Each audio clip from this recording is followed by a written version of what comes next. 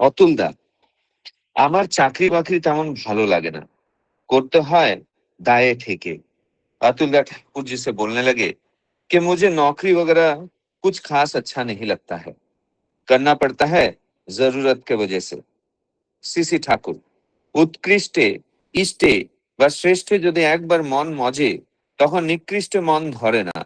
CC Thakur इस बात पर कहने लगे कि उत्कृष्ट में, इष्ट में या श्रेष्ठ में अगर एक बार मन लग जाए तब निकृष्ट में मन नहीं लग पाता है। বড়টা চায়, উপরের দিকে টান ধরে, তখন ওসব ভালো লাগে না। वो बड़ा ही चाहता है, ऊपर की तरफ खिंचाव बढ़ता है, तब वो सब उसे अच्छा नहीं लगता है। হরির চাকর হওয়া ভালো, পয়সার চাকর হয়ে কি হবে? हरी की हरी का नौकर होना अच्छी बात है, पैसे का नौकर बनकर क्या होगा? হরির চাকর হলে তার কিন্তু ছুটি নেই। হরির সেবায় এবং হরির যারা, তাদের সেবায় দিনরাত ব্যস্ত থাকতে হয়। हरि का नौकर होने पर उसका लेकिन छुट्टी नहीं है। हरि के सेवा में या जो हरि के हैं उनके सेवा में दिन रात व्यस्त रहना पड़ता है। এই সেবা কখনো ব্যর্থ হয় না। ये सेवा कभी भी व्यर्थ नहीं होता है। তাই जाए साला চাকরি চলে যাক। इसीलिए अगर नौकरी चली भी जाए तो चले जाए। अतुल दा, संसारे कर्तव्य আছে তো। अतुल दा ये बात पर कहने लगे कि संसार में कुछ कर्तव्य भी तो है। सीसी ठाकुर, যেমন আমার জ্বর হলো তখন তো আর অফিসে যেতে পারি না। सीसी ठाकुर इस बात पर कहने लगे कि जब मेरा बुखार हुआ तब तो मैं ऑफिस नहीं जा पाता हूँ, যদিও অফিসে যাওয়া আমার কর্তব্য। यद्यपि ऑफिस में जाना मेरा कर्तव्य है, তেমনি প্রেম জ্বর, ভক্তি জ্বর যদি ধরে, সেই জ্বরের ফলে চলতি চলনের কিছু কিছু उलट-पालट होती पारे। ठीक उसी तरह प्रेम का बुखार, भक्ति का बुखार अगर पकड़ लेता है तो उस बुखार के वजह से चलती और चलन में अगर कुछ थोड़ा बहुत उलट-पलट हो ही सकता है। আর তা হওয়াও দরকার। আর ये होना भी चाहिए। যেভাবে কর্তব্য করে চলছি ওকে কর্তব্য করা বলে না। जिस तरह मैं कर्तव्य करते हुए चल रहा हूँ उसे कर्तव्य नहीं कहा जा सकता है। इष्ट बात दिए এই যে কর্তব্য, ये एक कुजौर ओ कुबातिक। इष्ट को छोड़कर ये जो कर्तव्य है ये एक बुरी बुखार है या फिर मानो कुबातिक है। এই কুজ্বর ও কুবাতিক থাকতে কারো সংসার সমস্যার সুরাহা হওয়ার জো নেই। ये बुरा बुखार और कुबातिक रहने पर किसी का भी संसार की समस्या का सुराहा होना उपाय उपाय नहीं है। তবে ভক্তি জ্বরে কুজ্বর আছে, ছাড়ে। लेकिन भक्ति के बुखार से जो गलत बुखार है वो उतर जाते हैं। তাই প্রথমটা যতই খারাপ মনে হোক, মানুষ একটু অ্যাডজাস্টেড, নিয়ন্ত্রিত হয়ে নিতে পারলে সংসারে যার প্রতি যা করণীয় ভালো করেই করতে পারে। ফুলফিলিং টু ফ্যামিলি নে ইভেন অল, পরিবারের শুধু পরিবারের কেন, সবারই পরিপূরণী হয়। इसीलिए पहले पहले कितना भी खराब प्रतीत क्यों ना हो, मनुष्य थोड़ा सा एडजस्ट यानी कि नियंत्रित तो हो जाने पर संसार में जिसके प्रति जो करनीय है अच्छी तरह वो कर पाता है। फुलफिलिंग टू फैमिली न इवन ऑल, यानी कि परिवार के लिए, और सिर्फ परिवार का ही क्यों, सभी के परिपूरण ही होता है। गीताয় আছে কোন্তেও প্রতি জানি ही न में भक्त प्रणश्यति। गीता में कहा गया है কোন্তেয় প্রতি জানি ही न में भक्त प्रणश्यति। হে কোন্তেয়, এটা নিশ্চিত যেন যে আমার ভক্ত কখনো বিনষ্ট হয় না। यानी कि हे कुंती, ये निश्चित जान लो कि मेरे भक्त कभी भी विनष्ट नहीं होते हैं। टेस्ट परख হলো থ্রু হিন্ড্রেন্স এন্ড পারসিকিউশন, বাধা ও অত্যাচারের ভিতর দিয়ে তুমি তোমার সেবায় তোমার ইষ্ট ও পরিবেশকে কতখানি প্রফিটেবল উপচয়ী করে তুলেছো। टेस्ट यानी कि परख यही है कि थ्रू हिंड्रेंस एंड परसिक्यूशन यानी कि बाधा और अत्याचार के भीतर तुम तुम्हारे सेवा के द्वारा तुम्हारे इष्ट और परिवेश को किस हद तक प्रॉफिटेबल यानी कि उपचयी कर पा रहे हो। তা তুমি করবে যতখানি নিজেও প্রফিটেবল উপচয়ী হবে সেই মাত্রায়। वो तुम जितना कर पाओगे उतना ही खुद के लिए भी प्रॉफिटेबल यानी कि উপচয়ী হয়ে উঠ পাওগে উসি মাত্রা में। যীশু খ্রিস্টের কথা আছে যে আমার জন্য যা ত্যাগ করেছে তার শতগুণ পেয়েছে। जीसस क्राइस्ट का कहा हुआ है कि जो मेरे लिए जो त्याग किया है उसे उसका 100 गुना ज्यादा पाया है। এই বাইবেল খানা নিয়ে আয় তো, এই ये बाइबल का किताब लेके आओ तो। जय गुरु। जय गुरु। श्रद्धेय सूरजदा बहुत सुंदर भाव से और स्पष्ट भाव से आलोचना प्रसंगों का निर्वाचित अंश पाठ किए हैं और उनको हिंदी में अनुवाद करके बताया है। उपस्थित सभी दादा माँ की तरफ से मैं सूरजदा को बहुत बहुत धन्यवाद ज्ञापन करता हूँ। आज का जो विषय वस्तु है वो मैं संक्षेप में बताता हूँ। इस प्रसंग में श्री ठाकुर जी बताते हैं कि जब मनुष्य का मन एक बार इष्ट में लग जाता है तो उसे सामान्य या निम्न चीज आकर्षण नहीं करता।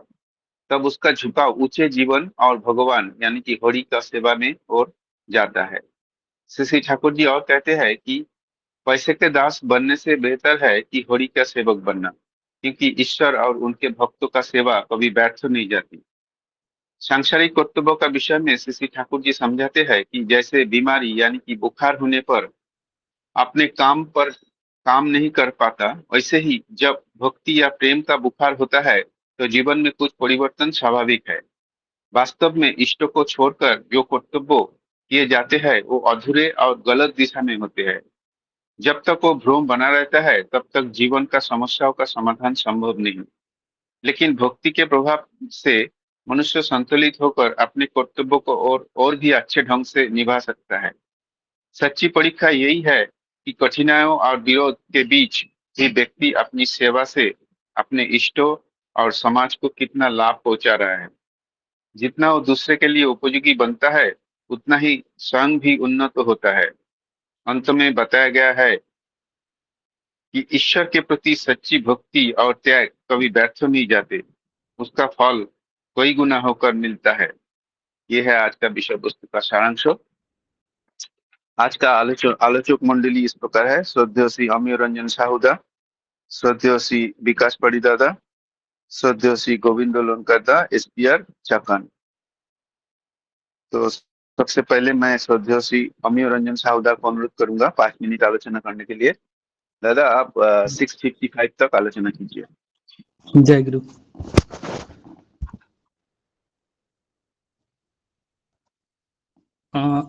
यहाँ पे जो आज टॉपिक में श्री ठाकुर जी ने मानव जीवन को केवल जैसे जिनको साधना नहीं बल्कि जैसे हम कर्म करते हैं वो हम सोचते हैं ये कार्य है, ये कर्तव्य है, तो उसको अलग में नहीं देख के उसको सेवा और साधना के तरह अवसर में मान जाता है। तो उन्होंने बताया कि संसार में रहते हुए हर व्यक्ति का कुछ ना कुछ तो कर्तव्य होता है, जैसे परिवार के प्रति, समाज के प्रति और अपने कार्यक्षेत्र के प्रति। तो लेकिन केवल मौजूद रूप में हम काम करेंगे और किया गया कार्य वो सच्चा कर्तव्य नहीं होता है। यदि कोई व्यक्ति केवल नौकरी को बोझ समझकर करता है तो उसमें हमको संतोष नहीं मिलता है, और वो संतोष भी हम सोचेंगे संतोष नहीं मिल रहा है लेकिन कार्य होता है, लेकिन वास्तव में अब एंड में देखेंगे तो वो कार्य भी नहीं होता है। जो हमारा जो कर्तव्य है तो खुद का भी हम नहीं करते हैं, और ठाकुर जी का जो बात है एंड में जो सेवा और भक्ति का माध्यम से वो भी नहीं होता है। परंतु जब वही कार्य सेवा और प्रेम के भाव से किया जाता है तो तब हम सोचेंगे वो कर्म पूजा में बन जाता है। तो हमारा वही जो भी हम करते हैं अगर उसके साथ हम ठाकुर जी के जो प्रेम और भक्ति के साथ करेंगे, ये जो दिया गया कर्म मेरे को आज मिला है वो ठाकुर जी का ही आदेश थे, तो तभी जाके हम वो कर्म को हम पूजा बना सकते हैं। तो ठाकुर जी ने बहुत सुंदर से उदाहरण दिया कि जैसे बुखार होने पर व्यक्ति अपने नियमित कार्य नहीं कर पाता है, नहीं पाता, तो उसमें प्रकार जब मन में भक्ति और प्रेम का जोर जागृत होता है तब जीवन की दिशा बदल जाती है। तो मनुष्य केवल अपने लिए नहीं बल्कि दूसरों के लिए भी जीना सीखता है। हम सोचते हैं ये जो काम है, हम मैं नौकरी करता हूँ ये मेरे लिए मैं करता हूँ, कि हमारा परिवार के लिए, तो वास्तविक का हम जब कोई कंपनी में जाके देखेंगे लास्ट में हमारा जो कार्य है, जो 8 घंटा जो है उसमें कंपनी का भी बेनिफिट होता है, प्रोडक्शन भी वो सब ठीक चलता है। और जो कंपनी के बाजू में जो दुकानदार व ठेला का जो लगाया दुकान, उसका भी बेनिफिट होता है। अगर हमारा कर्तव्य प्रेम और भक्ति के साथ नहीं करेंगे तो अल्टीमेटली जो बाहर में जो दुकान में जो बैठता है, सामान भेजता है या कुछ खाना देता है, उसका भी इम्पैक्ट आता है अल्टीमेटली। तो वो परिवार, समाज और अपने आसपास के लोगों के लिए उपयोगी बन जाता है। तो यही सच्चा धर्म है और यही सच्ची भक्ति है। तो आज के समय में हम सब धन और सफलता के पीछे आगे बढ़ते हैं, लेकिन ठाकुर जी का जो संदेश है कि हम धन का सेवक नहीं बल्कि हरि का सेवक बनना चाहिए। तो जब हम मानव सेवा और हरि का सेवा, ईश्वर सेवा मानकर कार्य करेंगे, तब जीवन में शांति और संतोष और सफलता हम मिल जाएगा अपने आप। तो जैसा गीता में यहाँ पे बोला गया, जैसा भगवान का सच्चा भक्त कभी नष्ट नहीं होता। तो यह वचन हमें विश्वास देता है कि सेवा और भक्ति का मार्ग कभी व्यर्थ नहीं जाता। तो अंत में यही है, कहना चाहूंगा कि हम सब अपने जीवन के प्रत्येक कार्य प्रेम, सेवा और समर्पण के साथ करना चाहिए। और वो अल्टीमेटली हमारे श्री श्री ठाकुर जी का जो दिया गया आदेश और हमारा जो ठाकुर जी के प्रति जो प्रेम और इष्ट प्राण के हिसाब से जो हम कर्म करते हैं, तो उसमें हमको शांति मिलता है। केवल हमको नहीं, हमारा परिवार को मिलता है, हमारा सोसाइटी समाज को मिलता है, और हम जहाँ पे कार्य करते हैं उधर पे मिलता है।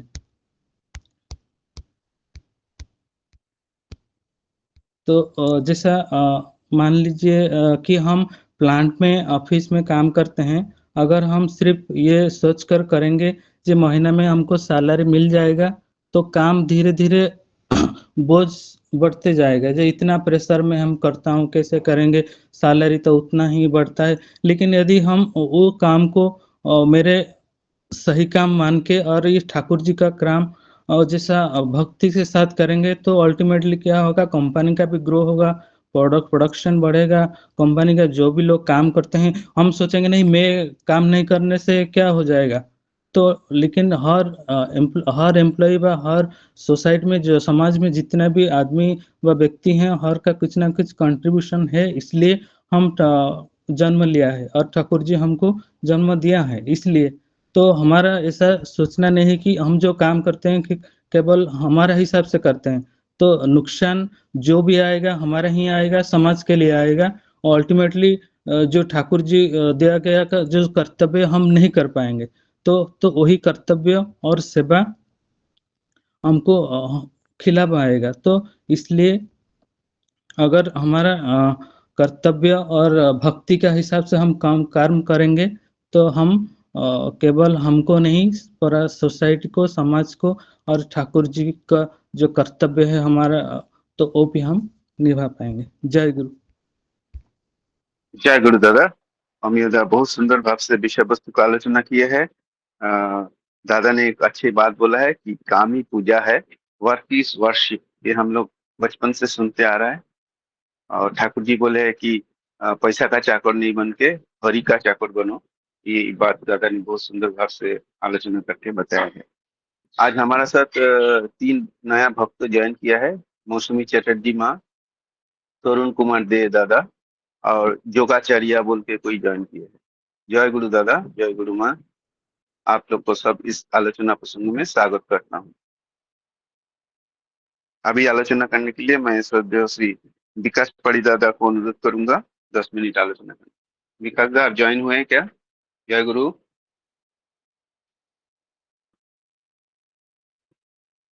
विकास परिदा भाई, जय गुरु। विकास दा शायद ज्वाइन नहीं हुआ है। तो मैं श्रद्धेय सूरज अग्रवाल दा को अनुरोध करूंगा 10 मिनट आलोचना करने के लिए। सूरज दा, जय गुरु। आप 10 मिनट आलोचना कीजिए, 7 तक।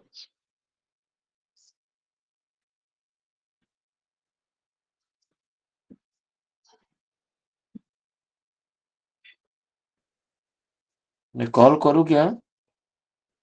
विकास परिषद से ज्वाइन नहीं किया, सूरजदा तो ज्वाइन है। विकास दा को कॉल करो क्या? लंकर दा को दीजिए, मैं विकास दा को कॉल करता हूँ। अच्छा, ठीक है, ठीक। जय गुरु लोनकरदा, सद्य लोनकरदा जो कि एसपीआर है जापान से, उनको अनुरोध करता हूँ आलोचना करने के लिए 15 मिनट। जय गुरु दादा। जय गुरु दादा, जय गुरु, जय गुरु। वंदे पुरुषोत्तम, वंदे पुरुषोत्तम, वंदे पुरुष। आज इस आलोचना में उपस्थित सभी को मेरा आंतरिक हार्दिक जय गुरु। और आज का जो विषय बहुत प्रगल्भ और बड़ा विषय है, इसमें बारे में बोलना पता नहीं कितना बोल सकूंगा, लेकिन इम्पोर्टेंट एक विषय आज का है कर्तव्य के ऊपर। तो पहला जो बात है कि जिसका मन खराब होता है उसके बारे में अतुल्ला बोलते हैं कि उसमें, तो ठाकुर जी यहाँ बोलते हैं कि जब श्रेष्ठ के ऊपर उसका झुकाव रहता है तो वो आगे बहुत होता है। इसके बारे में एक छोटा सा मैं उदाहरण देना चाहता हूँ कि महाराष्ट्र में एक वेश्या का एक लड़की थी, और वो वेश्या का व्यवसाय था, और उसको एक लड़की थी, उतना बहुत सौंदर्यवान और लड़की थी, और उसका पता नहीं, उसकी माँ हमेशा सोचती कि अपना जो ये संसार चल रहा है उसके लिए हमको कुछ ना कुछ, तो जो उनका धंधा था वो उसके बारे में वो हमेशा उसको फोर्स करती थी। लेकिन वो बेटी अपना पांडुरंग की तरफ का जिसका ज्यादा झुकाव था, अपना एक ऐसा एक इष्ट, और हमेशा वो गांव से, मैं पंढरपुर के नजदीक एक गांव था मंगलगढ़ा करके, वहाँ की वो लड़की थी। तो हमेशा वहां से जो ये वारी जाती थी पांडुरंग के प्रति, जो वारकरी संप्रदाय का था, उसमें जो हमेशा वो देखती थी घर से, और कोई ना कोई वो बोलती कि मेरा भी प्रणाम पांडुरंग को दीजिए। तो ये उनका हमेशा इतना पांडुरंग के प्रति था। लेकिन उसकी माँ हमेशा उसको प्रति, यार तो ये क्या कर रही है, अपना फिर आगे कैसा चलेगा, ये अपना जो घरदार जो सब खर्चा हमारा कैसा चलेगा। लेकिन वो ज्यादा ध्यान नहीं थी, लेकिन इतना स्मार्ट थी। तो वो टाइम मुगल का साम्राज्य था, तो वो हैदराबाद का एक बादशाह, उसको पता चला कि ऐसा ऐसा जगह पे एक ऐसी लड़की है, और वो टाइम ऐसा होता, वो लोग उठा के लेके जाते थे। तो उन्होंने अपना 2-4 सिपाही लोगों को बोला कि वो जाके वो लड़की को लेके आना।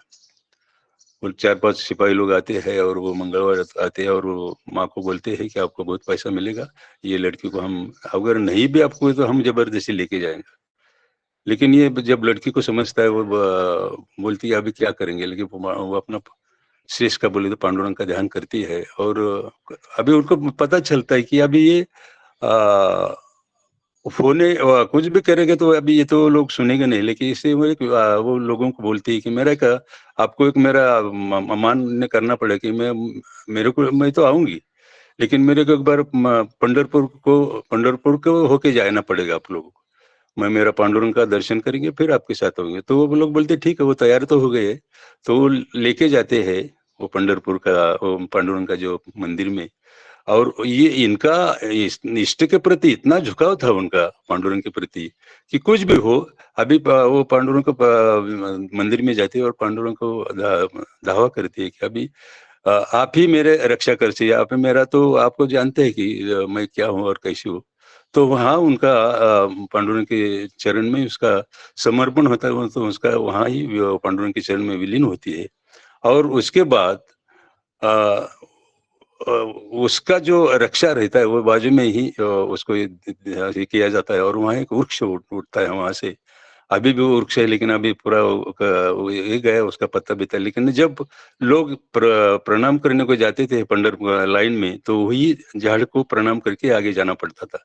तो ये जो ठाकुर बोलते हैं कि अगर आपका इस बारे में अगर इष्ट के प्रति जो झुकाव रहता है, तो ऑटोमेटिकली वो आगे बढ़ना ही चाहता है, और वो बढ़ जाती है। तो वो पांडुरंग के चरण में विलीन होकर एक पुण्यवान आत्मा बन गई।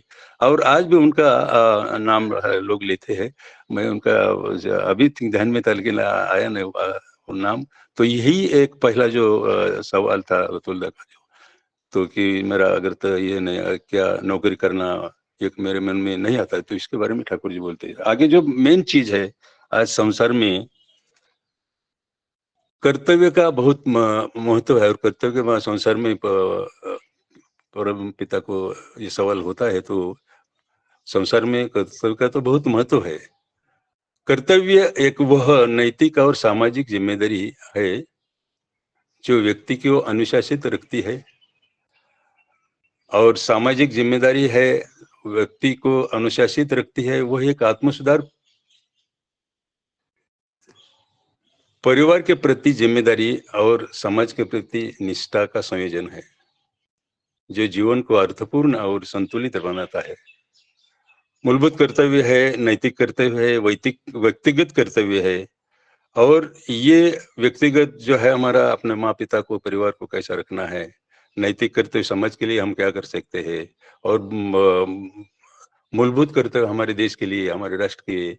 ये जो सब कुछ कर्तव्य के बारे में कितना प्रगल्भ ये विषय है, उसमें बारे में कितना बोल, लेकिन हमारे ये स्वामी विवेकानंद जी के बारे में अनुसार वो स्वामी विवेकानंद बोलते हैं कि फल की चिंता के बिना अपने कार्य करना सबसे बड़ा कर्तव्य है।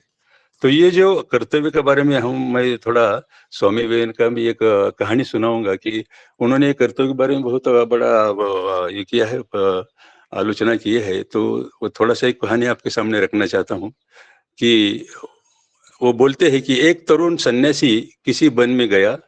वहां उसने दीर्घ काल तक ध्यान, भजन तथा योगाभ्यास किया। अनेक वर्षों की कठिन तपस्या के बाद एक दिन जब वह एक वृक्ष के नीचे बैठा था, तो उसके ऊपर वृक्ष के कुछ सूखिया पत्तियां आ गिरी। उसने ऊपर निगाह उठाई तो देखा कि एक कौवा और एक बगुला पेड़ पर लड़ रहे। ये देखकर सन्यासी को बहुत क्रोध आया। उसने कहा, यह क्या, तुम्हारा इतना साहस कि तुम ये सूखी पत्तियां मेरे सिर पर फेंको। इन शब्दों के साथ सन्यासी की क्रोध आंखों से आग की तरह एक ज्वाला निकली, और वे बेचारे दोनों चिड़िया उसे जलकर खास हो भस्म हो गई। अपने में ये शक्ति देखकर वह सन्यासी बड़ा खुश हुआ। उसने सोचा, वाह, अब तो मैं दृष्टि मात्र से कौवे बगुले को भस्म कर सकता हूँ। कुछ समय बाद भिक्षा के लिए वह एक गांव को गया। गांव में जाकर वह एक दरवाजे पर खड़ा हुआ पुकारा, माँ, कुछ भिक्षा मिले। भीतर से आवाज आई, थोड़ा रुको मेरे बेटे। सन्यासी ने मन में सोचा, अरे दुष्टा, तेरा इतना साहस कि तू मुझसे क्या समझती है, मेरे को प्रतीक्षा कराने बोलती है। अब भी तू मेरी शक्ति नहीं जानती। सन्यासी ऐसा सोच रहा था कि भीतर से आवाज आता है, बेटा, अपने को इतना बड़ा मत समझ, यहाँ न तो कोई कौवा है और न बगुला।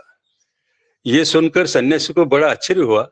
बहुत देर तक खड़े रहने के बाद अंत में घर में से एक स्त्री निकली, और उसे देखकर सन्यासी उसके चरणों पर गिर पड़ा और बोला, माँ, तुम्हें ये कैसे मालूम हुआ?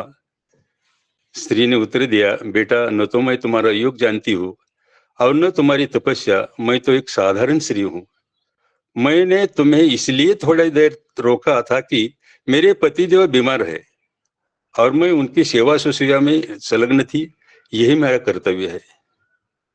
सारे जीवन भर मैं इसी बात का बल करती हूँ, यत्न करती हूँ कि मैं अपना कर्तव्य पूर्ण रूप से निभाऊं। जब मैं अविवाहित थी तब मैंने अपने माता पिता के प्रति कन्या का कर्तव्य किया, और अब मेरा विवाह हो गया तो मैं अपने पतिदेव के प्रति पत्नी का कर्तव्य करती हूँ। बस यही मेरा योगाभ्यास है। अपना कर्तव्य करने से मेरे दिव्य चक्षु खुल गए, जिससे मैंने तुम्हारे विचारों को जान लिया, और मुझे इस बात का भी पता चला कि तुमने वन में क्या किया है। यदि तुम्हें इससे भी कुछ उच्चतर तत्व जानने की इच्छा है तो अमित एक नगर के बाजार में जाओ। वहां तुम्हें एक वैद्य मिलेगा। वह तुम्हें कुछ ऐसी बातें बतलाएगा जिन्हें सुनकर तुम बड़े प्रसन्न होगे। सन्यासी ने विचार किया, भला मैं उस शहर में उस वैद्य के पास क्यों जाऊं? परंतु उसने अभी जो घटना देखी, वो माँ का जो घटना हो गई, उसे सोचकर उसकी आंखें और खुल गई। अतः वो उस शहर को गया। जब वो शहर के नजदीक आया तो उसने दूर से एक बड़े मोटे व्याध को बाजार में बैठे हुए और बड़े बड़े छोरों से मांस काटते देखा। वो लोगों के अपना सौदा कर रहा था। सन्यासी ने मन ही मन सोचा, हरे हरे, क्या यही एक व्यक्ति है जिससे मुझे शिक्षा मिलेगी? दिखता तो ये शैतान का अवतार है।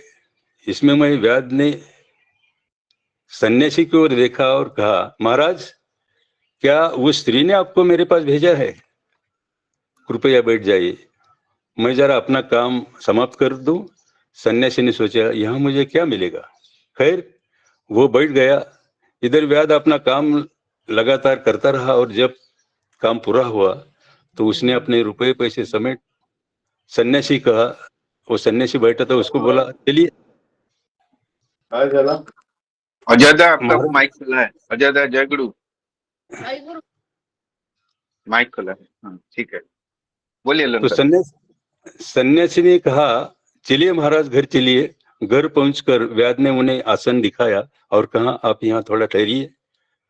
व्याध अपने घर में चला गया। उसने अपने वृद्ध माता पिता को स्नान कराया, उन्हें भोजन करवाया और उन्हें प्रसन्न करने के लिए जो कुछ कर सकता था किया। उसके बाद वह उस सन्यासी के पास आया और कहा, महाराज, आप मेरे पास आए हैं, आप बताइए मैं आपकी क्या सेवा कर सकता हूँ। सन्यासी ने उसे आत्मा तथा परमात्मा संबंधी कुछ प्रश्न किए और उनके उत्तर में व्याध ने उसे जो उपदेश दिया वही महाभारत में व्याध गीता के नाम के प्रसिद्ध है। वो बहुत बड़ा कहानी है, उसमें नहीं जाऊंगा। तो जब व्याध अपना उपदेश समाप्त कर चुका तो सन्यासी को बड़ा आश्चर्य हुआ और उसने कहा, फिर आप ऐसे क्यों रहते हैं? इतने ज्ञानी होते हुए भी आप व्याध क्यों हैं? इतना निंदित और कुत्सित कार्य क्यों करते हैं? व्याध ने उत्तर दिया, वत्स, मैं कोई भी कर्तव्य निंदित नहीं है, कोई भी कर्तव्य अपवित्र नहीं है। मैं जन्म से ही इस परिस्थिति में हूँ। यही मेरा प्रारब्ध लब्ध कर्म है। बचपन से ही मैंने यह व्यापार सीखा है, परंतु इसमें मेरी आसक्ति नहीं है। कर्तव्य के नाते मैं इसे उत्तम रूप से किया जाता हूँ। मैं गृहस्थ के नाते अपना कर्तव्य करता हूँ और अपने माता पिता को प्रसन्न रखने के लिए जो कुछ मुझसे बन पड़ेगा करता हूँ। न तो मैं तुम्हारा योग जानता हूँ और न मैं कभी सन्यासी हुआ हूँ। संसार छोड़कर मैं कभी वन में नहीं गया, परंतु फिर भी जो कुछ तुमने मुझसे सुना तथा देखा वह सब मुझे अनासक्त भाव से अपनी अवस्था के अनुरूप कर्तव्य का पालन करते हुए प्राप्त हुआ है। तो ये जो कर्तव्य का इतना इम्पोर्टेंट, जब कुछ करते हुए अपना कर्तव्य प्रामाणिकपणे इष्टों को लेकर चलते, ये भाव होता है और वो उसका परिणाम मिलता ही है। आगे हमारे विवेकानंद जी बोलते हैं कि भारतवर्ष में एक बहुत बड़े महात्मा थे। अपने जीवन में मैंने जिन्हें बड़े बड़े महात्मा देखे उनमें से एक है। वे एक बड़े अद्भुत व्यक्ति है, कभी किसी को उपदेश नहीं देते। यदि तुम उनसे कोई प्रश्न पूछो तो भी उसका उत्तर नहीं देते। गुरु का पद ग्रहण करने में बड़े संकुचित होते हैं। एक बड़े महात्मा के बारे में विवेकानंद जी बोल रहे हैं, यदि तुम उनसे आज एक प्रश्न पूछो और उसके बाद कुछ दिन प्रतीक्षा करो तो किसी दिन अपनी बातचीत में वे उस प्रश्न को उठाकर बड़ा सुंदर प्रकाश डालते हैं। उन्होंने मुझे एक बार कर्म का रहस्य बताया। उन्होंने कहा, साधन और सिद्धि का एक रूप समझो, अर्थात साधन काल में साधन में ही मन प्राण अर्पण कर कार्य करो, क्योंकि उसकी चरम अवस्था का नाम ही है सिद्धि। जब तुम कोई कर्म करो तब अन्य किसी बात का विचार ही मत करो। उसे एक उपासना के बड़ी से बड़ी उपासना के बतौर करो और उस समय तक उसमें अपना सारा तन मन लगा दो। यही बात हमने उपरोक्त कथा में भी देखी है, व्याध और वो स्त्री का। ऐसे स्वामी विवेकानंद बोल रहे, दोनों ने अपना अपना कर्तव्य बड़ी प्रसन्नता से तथा तन्मय होकर किया और उसका फल यह हुआ कि उन्हें दिव्य ज्ञान प्राप्त हुआ।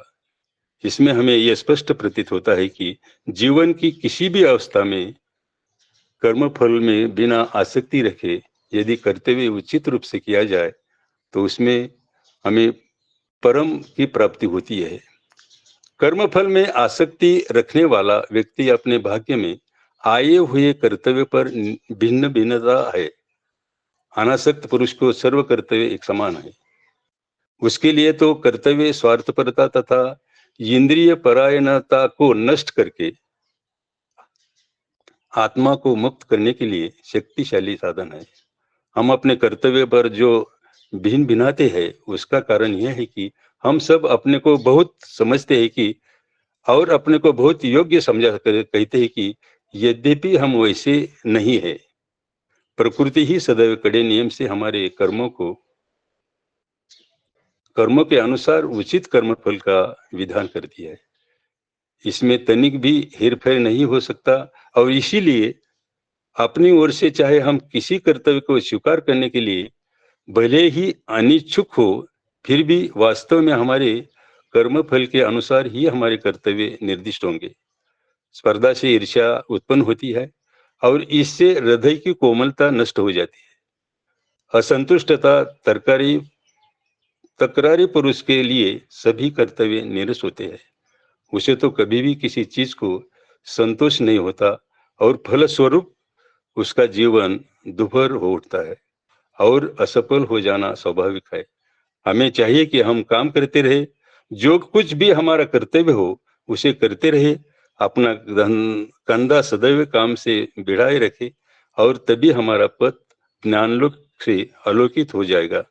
तो ये जो श्री स्वामी विवेकानंद का कर्तव्य बारे में और बहुत सारे कर्तव्य के बारे में वो पूरा बातें है, सामाजिक कर्तव्य, इष्ट अपना राष्ट्र के लिए, ये जो बहुत बड़े कर्तव्य का जो हम पता नहीं, लेकिन हमारे परम पिता ने जो कुछ ये आलोचना प्रसंग के माध्यम और छोटी छोटी बातें और जो जो पता ही नहीं चलता कि मैं समझता हूँ कि ये आलोचना प्रसंग ज्वाइन करके जो कुछ मैं सीख रहा हूँ और उसके कारण कभी कभी यार आज बोलना है तो हमको कुछ ना कुछ ढूंढने पढ़ते हैं और कुछ निकालते हैं बुक, और उसमें से एक वो भी एक मेरे को लगता है कि एक अपने एक प्रकाश होता है जीवन में कि अरे ये पता नहीं था, इतना इसके बारे में गहन विषय है। और ये मैं समझता हूँ कि हमारे शशिकांत भाई, हमारे सूरज डॉक्टर सूरज दा, हमारे सोमनाथ दा के ये माध्यम से जो हमारे सामने हम रोज सुनते हैं तो पता चलता है कि हमारे ज्ञान में भी उसकी प्रगति होती है और कुछ अलग एक उत्साह, और उसके माध्यम से पता नहीं मैं क्या बोला लेकिन क्या कहता हूँ, लेकिन यही एक बात है कि मैं सबको कहूँगा कि कुछ कुछ बातें बोलने से अपने अंदर में एक आत्मविश्वास आता है और पता नहीं, लेकिन ये हमेशा एक मेरा अनुभूति है। हमारे शशिकांत भाई कभी सोमनाथ बोलते उनका आप बोलेंगे क्या, वो बोलो ऐसा नहीं बोलते, बोलेंगे क्या, तो ये जो होता है तब मैं सोचता अरे इसमें मेरा कुछ तभी अच्छा होने वाला है, कुछ तभी हमको फिर थोड़ा सोचना पड़ेगा। लेकिन मैं तो इतना कुछ पढ़ा लिखा रहा हूँ कि ऑटोमेटिक हो जाएगा, लेकिन थोड़ा सा किसी का तो आधार लेके ये विषय पे बोलना जरूरी है, और तो इसमें मेरा ही अच्छा होता है। ज्यादा कुछ नहीं बोलूंगा, इतना ही जो कुछ पता चला, जो कुछ मैं आपके सामने रखा, इतना ही। सभी का फिर मंगल कामना करते हुए मेरा वक्तव्य समाप्त करता हूँ। फिर सभी का मंगलमय प्रार्थना। जय गुरु, वंदे पुरुषोत्तम, वंदे पुरुषोत्तम। जय गुरु दादा। श्रद्धेय उनका दादा बहुत सुंदर भाव से कर्तव्यों का बारे में आलोचना किए है और दो सुंदर मतलब घटना बताया है, जिससे पता चलता है कि कर्तव्य क्या चीज है, कर्तव्य कितना गहरी चीज है, जो दादा ने बहुत सुंदर रूप से इसको व्याख्या किया, आलोचना किया और दादा बहुत ये अच्छा लगा स्टोरी था। जो है ना, ये स्टोरी श्री ठाकुर जी भी बोले हैं। हम ऑलरेडी वॉल्यूम 3 वॉल्यूम 2 में आलोचना की है, पूरा 3-4 पेज का ठाकुर जी ये स्टोरी बहुत सुंदर भाव से बोले हैं। है वो आलोचना पर स्टोरी है, बराबर। आलोचना प्रसंग में स्टोरी है, राइट। कौन सा वाला? ये ये जो जो स्टोरी गीत को का और ये लेडीज का वो अच्छा ये नहीं नहीं, जो वो ये बगुला वाला, वो जो सन्यासी जो बगुला वाला है, correct। हाँ हाँ अच्छा हाँ बगुला वाला, अच्छा हाँ अच्छा, हाँ ओके, हाँ बोले तो। ठीक ठीक है दादा। अभी मैं आलोचना करने के लिए विकास पारिदाता ज्वाइन किया है शायद। श्रद्धेय विकास दा, जय गुरु। आप आलोचना कीजिए 10 मिनट, 7:26 तक। विकास दा, जय गुरु।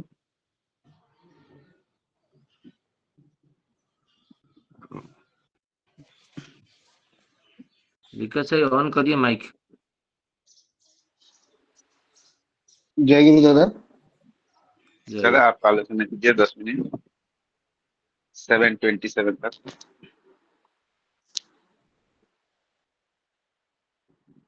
उपस्थित सभी दादा और माँ का जय गुरु। आज का आलोचना प्रसंग जो अभी कल का जो प्रसंग चल रहा था, भक्ति योग, भक्ति ये सब चीज में जो अतुलदा पूछ रहे हैं, उस सीरीज में ये क्वेश्चन कुछ दिन पहले मेरे ही मन में भी आता था, क्योंकि भक्ति में कर्तव्य और कर्तव्य में भक्ति, जैसा कल नरेंद्र परिडा भी आलोचना कर रहे थे कि कर्म योग, सांख्य योग, ये सभी चीज के अच्छा है। और श्री ठाकुर जी रेकमेंड किए हैं कि भक्ति योग। लेकिन आज फिर वही भक्ति योग में अंदर में अतुलदा ने प्रश्न किए कि कर्तव्य जो बीच में आ जाता है वो क्या करे। और श्री ठाकुर जी कितने सहज भाव से, मतलब श्री ठाकुर जी का पूरा सारे जितने भी आइडियोलॉजी है, सभी में एक ही चीज कॉमन है कि इष्ट निष्ठा।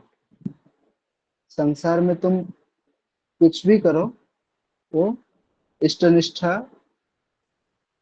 को साथ में रखे और इष्ट निष्ठा को परिपूर्ण करने के लिए, तभी जाके सारा चीज सार्थक होगा। यहाँ पे वही चीज मुझे जो समझ में आया कि उनके लिए अगर कुछ चीज को कंप्रोमाइज करते हैं तो वो ठीक नहीं है। मतलब बोलते हैं प्रिंसिपल जो है, अभी सब कुछ तो संसार के लिए, जैसे कि अभी दादा आलोचना कर रहे थे लौंकरदा कि जो संसार में वो माँ पति सेवा कर रही थी, पति सेवा करते करते वो इतना मग्न हो गई ताकि कोई रुष्य आए तो उनको वो दिखा नहीं, वो कर्तव्य में वो ये इतना मग्न हो गए थे। उसी तरह मतलब ये एक वैशिष्ट है कि वो अपने स्वामी को सर्वोपरि रखे हैं। अपने स्वामी को सर्वोपरि रखते हुए उन्होंने बाकी सब चीज को नजरअंदाज किया। और श्री ठाकुर जी यही चीज चाहते हैं। शायद हम भगवत जो है महाभारत है, उड़िया महाभारत में हम एक पढ़े हैं कि जो ईश्वर को पाने का जो 3-4 टान चाहिए, उसमें से एक है कि सती नारी का, उसका पति के प्रति जो टान है, वो टान एक, उस टान से हम ईश्वर को पा सकते हैं। तो वो जो दादा का आलोचना में जो प्रसंग था, तो उसमें यही था कि वो टान जरूरी है। और यहाँ पे जो अतुलदा पूछे कि नौकरी कब, नौकरी है या और भी समाज है, ये है, उस सब चीज में जैसे ठाकुर बोलते हैं कि हरि के लिए, हरि के सेवक बनने पर छुट्टी नहीं होती। हरि के हरि का सेवक होना अच्छा है, पैसे का सेवक बनकर क्या होगा। यहाँ पे मुझे यहाँ प्रतीत होता है कि शेषे ठाकुर विशेष रूप से ये तो सभी के लिए बोला जाता है, लेकिन उस समय जितने भी भक्त आए थे शेषे ठाकुर जी का समय, तो उन लोगों में ये सब चीज था कि वो सबको, ठाकुर जी सबको नहीं मिले हैं। अभी हम लोग देखते हैं कि हम 5वीं पीढ़ी जो पूज्यपद आचार्य देव हैं, तभी हम जाके दीक्षा लिए हैं, या अभी ठाकुर जी का सशरीर में मिला हम नहीं है। पता नहीं हमारा क्या होगा, हम कहाँ होंगे उस समय, उस दौरान शरीर में थे या शरीर में थे। लेकिन श्री ठाकुर जी का जो मानवीय लीला है हमने देखा नहीं है, लेकिन कतिपय जितने भक्त लोगों ने देखा है, तो वो सब लोगों में जो जड़त्व था, इसीलिए श्री ठाकुर जी शायद अतुलदा को यह पता है। क्योंकि देख रहे हैं हम काफी दिनों से अतुलदा ने कितने सारे बातें पूछे हैं, मतलब पूरा जैसा श्री ठाकुर के पास केष्टदा ने पूछे थे पूरा साइंटिस्ट की तरह। अतुलदा भी ऐसा भक्ति योग से लेकर सारा शास्त्र ज्ञान गीता पाठ के लेकर हर चीज में प्रश्न पूछे हैं।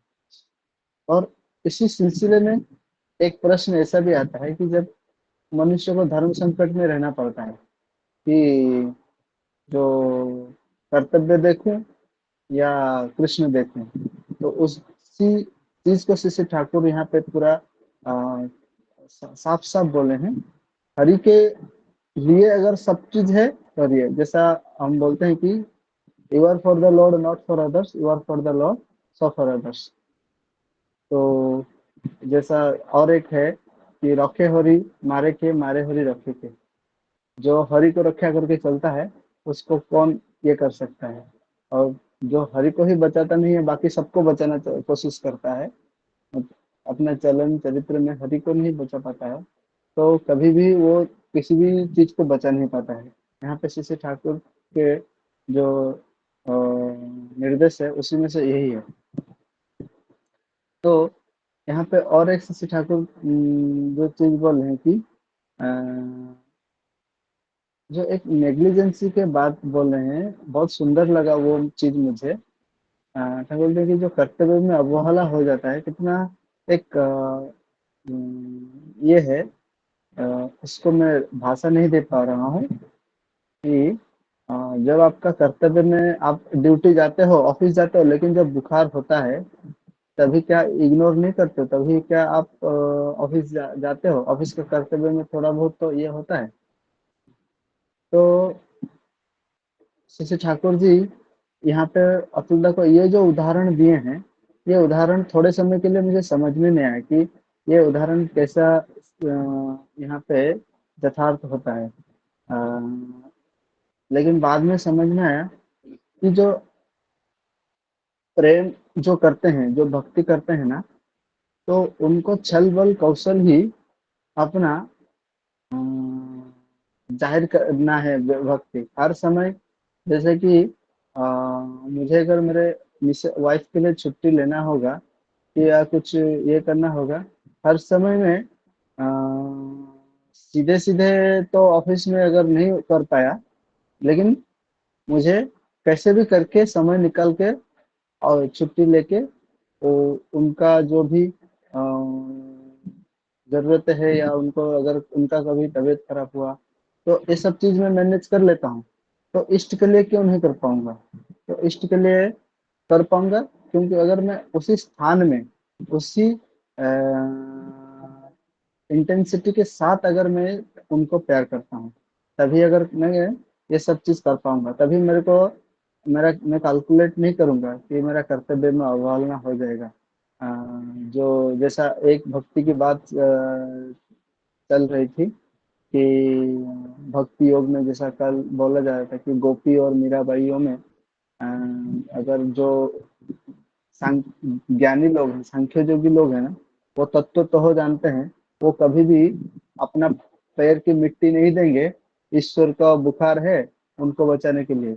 लेकिन जो भक्ति योग में जो प्रेम करते हैं वो मतलब थोड़ा सा भी हिचकिचाएंगे नहीं। जैसा हुआ है, एक लीला है भगवान कृष्ण जी का कि जब उनको बुखार हुआ है तो सभी जो अपना पैरों की जो मिट्टी है वो माँ ने दी है, मीराबाई ने, ताकि मेरे को शायद मैं नर्क जाऊं लेकिन मेरा प्रभु स्वस्थ हो जाए।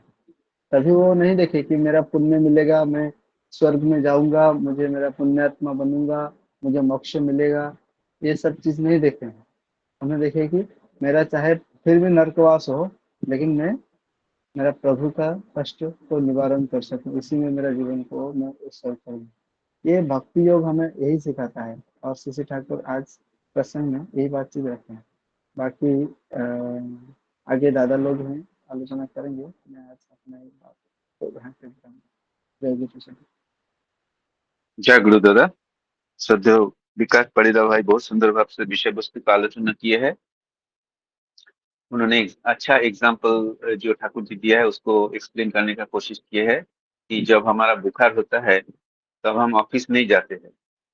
उसी तरह जब भक्ति का बुखार आता है तो हमारा चलन बलन भी थोड़ा उलट पालट होता है, ऊपर नीच होता है। तो जो कर्तव्य है, अगर इष्टों के बिना कोई कर्तव्य जो है वो अधूरा है। ये चीज दादा ने बहुत सुंदर भाव से आलोचना करके बताए हैं, अच्छा लगा दादा। जय गुरु। अभी मैं श्रद्धेय शशिकांत दादा का अनुरोध करूंगा विषय वस्तु को समराइज करे और कुछ वैल्यू एडिशन करे। जय गुरु दादा। जय गुरु। वंदे पुरुषोत्तम, वंदे पुरुषोत्तम, वंदे पुरुषोत्तम। बहुत सुंदर विषय। और हमारा श्रद्धेय लंकरदा एक स्टोरी के माध्यम से कर्तव्य क्या होना चाहिए वो बता रहे थे, और उसके ऊपर विकास दा बहुत सारा एग्जाम्पल देके समझाने के लिए प्रयास कर रहे थे। ये विषय वस्तु बहुत बड़ा है और बहुत सुंदर व्यापक विषय वस्तु जो सांप्रतिक युग में जानना भी प्रत्येक लोग को चाहिए। जो फर्स्ट वाला क्वेश्चन है अतुल दा पूछ रहे हैं, इतना सारा 26 दिसंबर 1945 का अराउंड 55 पेज अतुल दा का क्वेश्चन, मोर देन 30-40 तो क्वेश्चन होगा। इसके बाद जो लास्ट में बोल रहे हैं, जो मेरी नौकरी वकरी मुझे खास अच्छा नहीं लगती, करनी पड़ती मजबूरी में करता हूँ, ये जो क्वेश्चन आया है, तो ये एक वैराग्य भाव है। और जो ठाकुर जी बोल रहे थे ना, जे अतुल दा आप 300 रुपया का नौकरी करके 300 रुपया का नौकरी में सरेंडर करके गलती कर दिए, 6 महीना घर पे बैठे तो अच्छा था, तो हम पढ़े होंगे। तो यहाँ पर बात हो रहा है, तो हम लोग सब नौकरी कर रहे हैं। एक व्यक्ति 35 की एज होगा, 6 महीना पहले ऑफिस में डिमोटिवेटेड बैठा था कैंटीन में। तो मैंने इनको पूछा, तुम क्यों इतना डिमोटिवेट हो? ना, मैं क्या जन्म लिया था यही सब काम करने के लिए? मेरा ऑफिस में स्पिरिचुअली बहुत एक संप्रदाय के साथ जुड़ा हुआ है, और वो मुझे अच्छा लगता है उससे बात करने में। यंग है, उसका काम के प्रति विराग आया, करने के लिए इच्छा नहीं हो रहा है उसका। तो यही सामान्य बातों के लिए इतना टेंशन है। जो मनुष्य जब आदर्श के साथ युक्त होता है ना, मेरा जीवन में आदर्श होता है तो दृश्यमान होता है। मैं क्या बोलूं, एक व्यक्ति को आप 2 मिनट में मोटिवेट कर दोगे। तो मैं बोला, तुम्हारा माँ अभी बीमार पड़ेंगे और तुम्हारा एरिया में टेलीफोन डाउन टाइम में चले उसी टाइम में एम्बुलेंस नहीं आ रहा है, कैसे लगेगा आपको? ना शशि भाई, बहुत बुरा लगेगा, क्योंकि हॉस्पिटल में लेके जाऊंगा, एम्बुलेंस नहीं होगा तो पागल हो जाऊंगा, माँ का बीमार। मतलब तुम्हारा माँ के बीमार पड़ने से दिमाग खराब हो जाएगा क्योंकि एम्बुलेंस नहीं आ रहा है। बट हर दूसरा का माँ के होगा तो कैसा लगेगा ना? वो सेम फीलिंग नहीं आता है, फिर भी बुरा लगता है। मतलब तुम जहां पर काम कर रहे हो, जो सेक्टर है वो टेलीकॉम सेक्टर है, और तुम जो सेवा दे रहे हो, और वही ऑफ टाइम में, टेलीकॉम को ऑफ टाइम करने में तुम्हारा योगदान है कि नहीं? ना, हाँ है। मैं वेंडर पर मैं टाइमली नहीं करूंगा तो वेंडर नहीं दोगे तो गुस्सा होकर, हो सकता है डीजल फिलिंग नहीं करेगा, वो साइड डाउन हो जाएगा। मतलब जो डाउन हो जाएगा, वो एरिया में जितना भी माँ है, जो भी कुछ सामान मंगा रहा है, कोई पे ओला बुक कर रहा है, कहीं पे किसी बूढ़ा पापा को लेके कहीं पे स्कूल में जाना है, पेरेंट्स मीटिंग अटेंड करने के लिए, बच्चे का क्लास चल रहा है, ऑनलाइन क्लास भी बंद हो जाएगा। इतना सारा सर्विस बंद करने में दायी कौन होगा? और उतना सारा सर्विस को अप टाइम करने में दायी कौन है? सोमनाथ, मेरा आवाज आ रहा है? बिल्कुल किया रहा है दादा। तो व्यक्ति का दिमाग पूरा खुल गया। एक संस्था के साथ जुड़ा हुआ है, मैं संस्था का नाम नहीं लूंगा, बहुत अच्छा संस्था है, और धर्म परायण आलोचना करता है। बोला ये एंगल में तो कभी सोचा नहीं। शशिदा, आपका कैसे आया ये सब सोचना? मैं नौकर नहीं हूं। तुम खुद को नौकर सोच रहे हो, इसलिए भाराक्रांत हो रहे हो। मैं नौकरी नहीं किया हूं एक कंपनी में, मैं देश का सेवा कर रहा हूं, मैं नौकरी नहीं करता हूं। इसीलिए मैं इतना आनंद में रहता हूं। मैं भी मिरियमान हो गया था बिजनेस करूं, ऐसे सोच के ठाकुर जी मना किए, मेरा गुरुदेव मना किए नौकरी करने के लिए। बट नौकरी करूंगा तो नौकरी नौकर हूं ना, मैं तो नौकर नहीं हूं। जब मैं नौकर नहीं हूं तो नौकरी नहीं कर रहा हूं, मैं देश का सेवा कर रहा हूं। ये संस्था नहीं रहेगा तो चलेगा नहीं। तुम्हारा एक दिन टेलीकॉम बंद हो जाएगा 2 घंटा के लिए, पूरा व्यवस्थित तो हिल जाएगा। तो मैं जहां पर कुछ सेवा दे रहा हूं और देश का इतना सारा काम कर रहा हूं, तो मैं तो एक भाग्यवान हूं। मैं तो ठाकुर जी का काम कर रहा हूं। तो ये व्यक्ति फिर दूर अभी सबड़ अभी उसका अभी हमारा ऑफिस में वो है, एक ही 2-3 मिनट में उसका पूरा जो कॉन्सेप्चुअली था रॉन्ग वो क्लियर हो गया। जे इसीलिए श्री श्री ठाकुर जी को पकड़ना प्रेजेंट आइडियल को जरूरी है।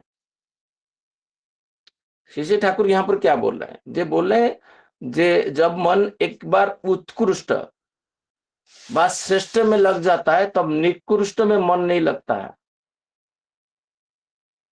चिंतामणि बिलोमंगल को बोला जे तुम पिता का श्राद्ध का दिन जो मैं सब कुछ छोड़ के मेरा पास आ गया है, इतना प्रेम ईश्वर को करोगे ना तो ईश्वर प्राप्ति हो जाएगा। वो जाते जाते वही भाव फिर निकृष्ट भाव सृष्टि हुआ उसके मन में।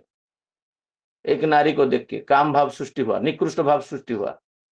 वो बोला जो मेरा निकृष्ट मेरे श्रेष्ठ में युक्त करने में बाधा सृष्टि करता है, निकृष्ट पथ में लेके जाता है, वो अंग मेरा रहना नहीं चाहिए।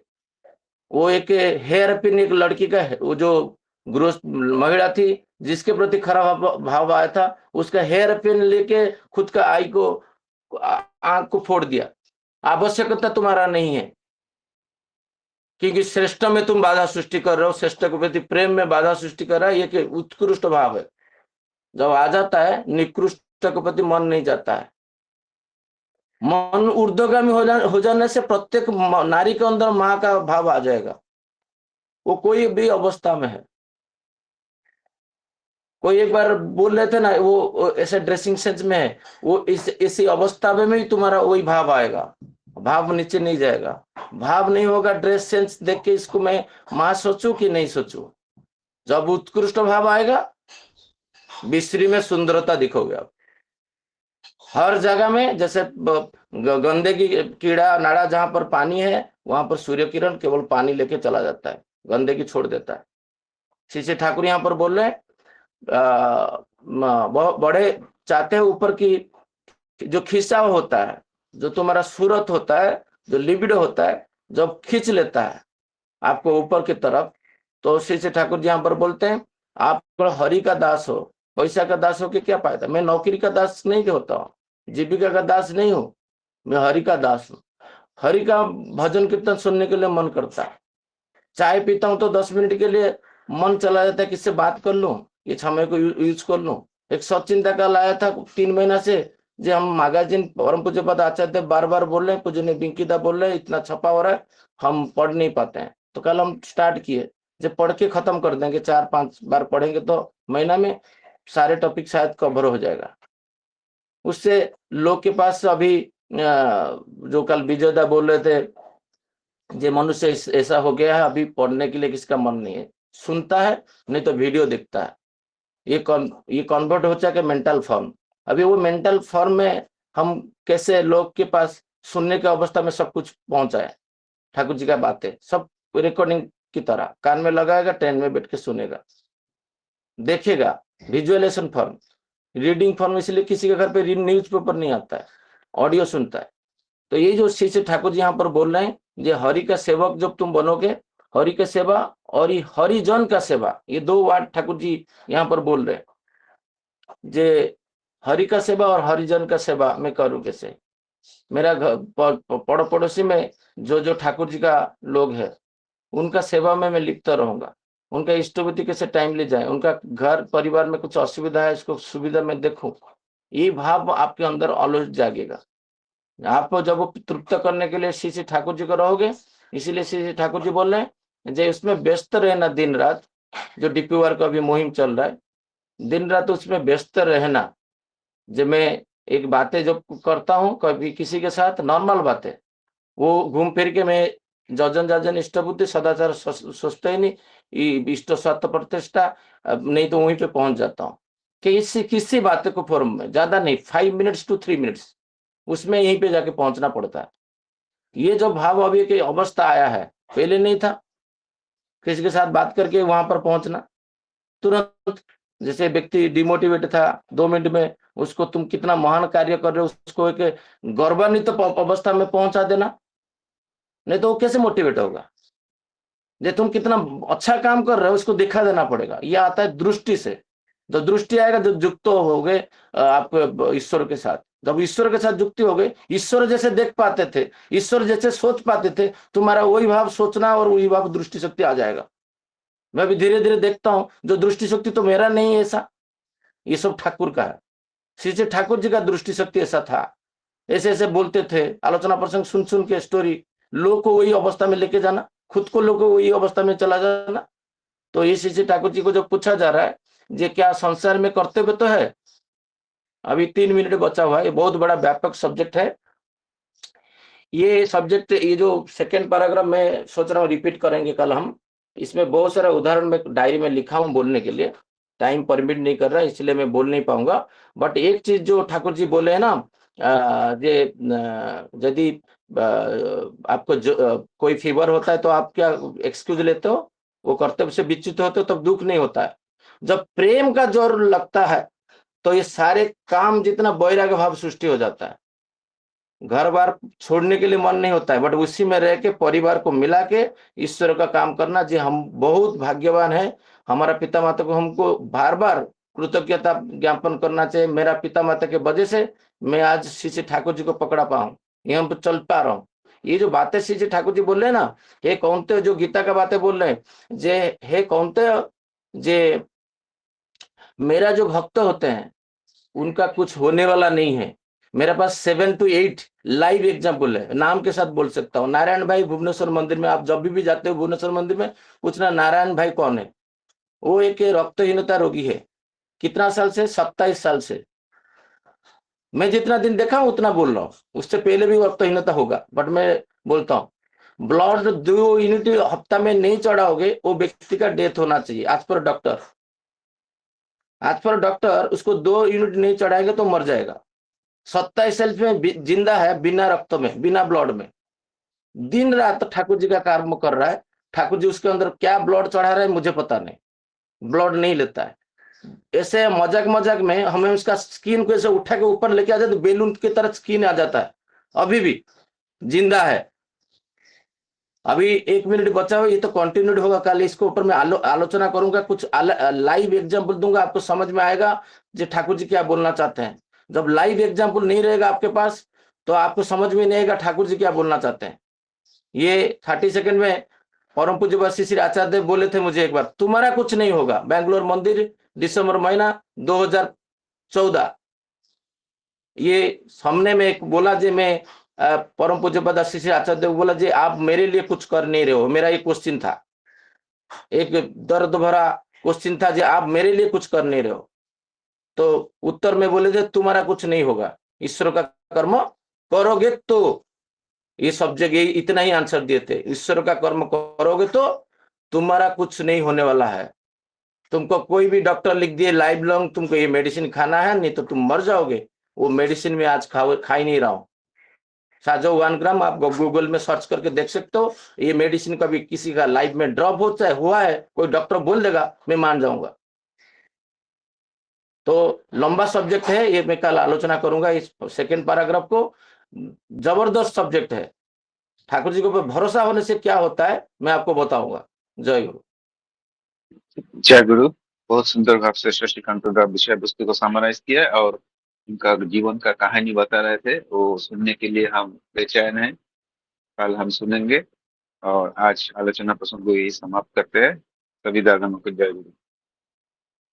जय गुरु दादा। जय गुरु दादा, जय सभी दादा माँ को जय जय गुरु, गुरु। जय जय गुरु।